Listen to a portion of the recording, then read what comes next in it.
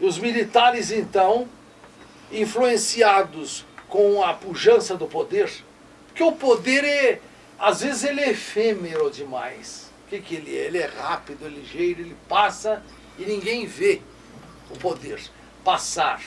Mas automaticamente você conhece também, eu costumo dizer, você só conhece as pessoas a hora que ela está no poder. Porque aí você já conhece as reações dessa pessoa, se essa pessoa tem uma índole boa, tem um bem-querer com o próximo excelente. Porque quem quer cuidar do povo precisa ter esse dinamismo e essa bem-querência de cuidar, principalmente para os mais necessitados na cidade. Então meu quarto avô, terceiro, quarto avô, começou a administrar a cidade. Veja bem, aí foi elevada a condição de, porque era época imperial, quem destinava as verbas para a cidade, para a aldeia, Guarulhos, era o governo do estado, através do governador.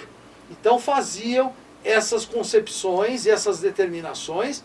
Então começou um comando político, jurídico, político e administrativo de Guarulhos, 1881, até 1890.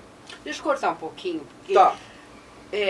Para o povo, principalmente para mim, é muito importante frisar que o bisavô Do meu pai. do pai era maçom. E graças à maçonaria que teve a independência do Brasil.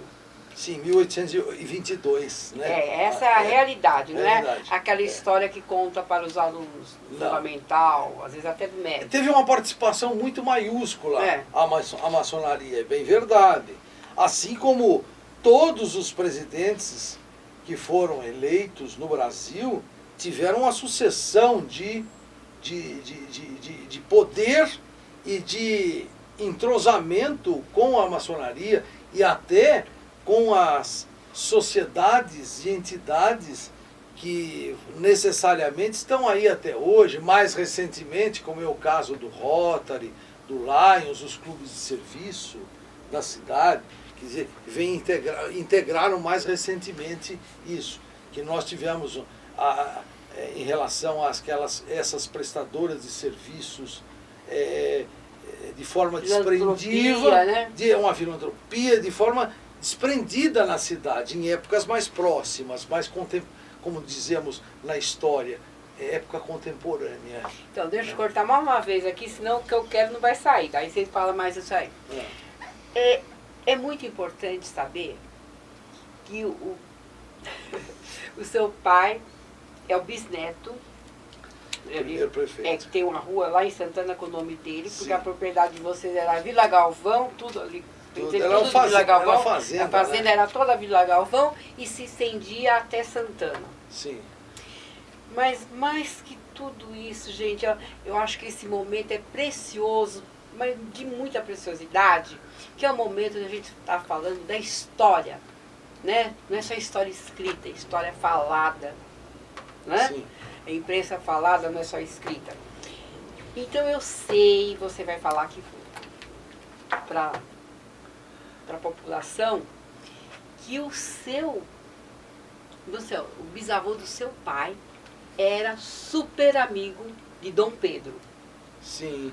Porque Dom Pedro frequentava Guarulhos. Por isso que tem a Praça Tereza Cristina, por isso que chama Rua Dom Pedro. Rua Dom Pedro II. Porque gente, você imagina, ele vinha direto em Guarulhos. É isso mesmo? Sim. Vinha mas tanto, que aonde eu lembro que era a delegacia, a primeira delegacia do centro, Até eu tenho que ele ficava hospedado lá. Tenho que fazer um pormenor para você. Antes de estar lançada a Rua Dom Pedro II, o nome foi lançado como Rua Direita. Ah, é? Rua Direita. Está aqui nos anais dos livros desses historiadores que eu acabei de ponderar a você. Então, Rua Direita. Por que passou? Justamente Rua Dom Pedro II, porque foi uma homenagem ao nosso imperador, na época que não era república, não é? Então, esse meu bisavô, do meu pai, ficou intendente até 1890, quando adveio 1889. 1890, houve um evento grande no país, que foi a proclamação da República. Que vocês se lembram, 19 de novembro de 1890, foi proclamada a República. E com a proclamação da República, então o critério político foi avançando até os dias de hoje. As modificações constitucionais havidas da Constituição nossa, até a mais recente, aprovada em 1988, em outubro de 1988, agora, e está vigindo e tem vigência até hoje, com as modificações constitucionais e alterações constitucionais feitas pelo Legislativo, que o Legislativo hoje, a Câmara Federal, que eu estou falando como Legislativo, a Câmara Baixa e a Câmara Alta. Qual é a Câmara Alta? O Senado Federal. A Câmara cuida do povo, dos interesses do povo. Assim que está na Constituição. E o Senado cuida dos interesses, cada senador, de seus respectivos estados. Os interesses financeiros e administrativos do Estado. Do Senado. Então, esta é uma situação primeira que eu deixei gravada para você hoje. Então, mas mais do que isso, eu sei que você falou para mim, vamos ver se isso é verdadeiro, Sim. porque né, o bisavô do seu pai era maçom. Sim. E Dom Pedro era maçom. Sim. Porque graças à maçonaria que aconteceu Sim. a independência e a morte. É. Eu queria perguntar se o Dom Pedro frequentava a casa da sua Sim. família, de tomar café, almoçar, alguma coisa assim? Eles até tinham encontros. Meu pai relatou muito isso ao Dr. João Ranalli, que na época algumas coisas que foram ditas até pelo Dr. João Ranalli, que foi o antigo delegado de polícia aqui em Guarulhos, né? E ele depois deixou o campo da segurança pública e foi trabalhar como advogado, jornalista que era também, e um historiador e escritor e poeta também. Dr. João Ranalli foi uma sumidade, tinha um conceito e excepcionalidade, é uma pessoa excepcional e cultura, acima de tudo, na cidade. Tanto é que é reconhecido pelos grandes mestres do direito social, jurídico social da cidade, pelo jornalismo da cidade. Os jornalistas reconhecem, porque foi uma figura muito estudiosa, muito nobre, muito inteligente. Como Adolfo de Vasconcelos. O Adolfo de Vasconcelos foi outro que deixou uma marca na cidade, uma marca de cultura na cidade, como Gasparino Romão, como outros nomes que sobrevieram depois, outros jornalistas aqui da cidade, mas primeiramente esses nomes, porque eles ajudaram a escrever a história de Guarulhos. A história de Guarulhos foi contada por eles. Então, nós temos que ter... É lógico que nos livros que nós conversamos hoje, muita coisa nós encontramos também na Cúria Metropolitana, nos livros bíblicos, nos livros escritos por jesuítas, depois padres, depois monsenhores, depois arcebispos, depois arcebispos, no decorrer da vida paroquial deles, não é? Então, cortando, eu quero mandar um abraço para o padre da Igreja Matriz. Padre Bosco, nosso abraço. E eu quero que não só Guarulhos visitem a Igreja Matriz, porque Sim. é um orgulho imenso, me enche o meu coração, uma alegria imensa, meu mundo, saber que um escudo do tamanho dessa mesa, redondo, está no teto da igreja. Muita gente não sabe disso, ou sabe, esqueceu. Sim. Então é muito importante que venha turista, por que não, para visitar Guarulhos. Turista de qualquer lugar do mundo. Sim. Porque a gente é uma dignidade ter esse escudo. Sim. E quem recebeu esse escudo foi o bisavô do seu pai, Sim. Carlos Rabelo. Sim. né? Carlos Aparecido Rabelo. E, então, e fora o que tem na igreja, são relíquias, né? Porque você já estava falando. Sim.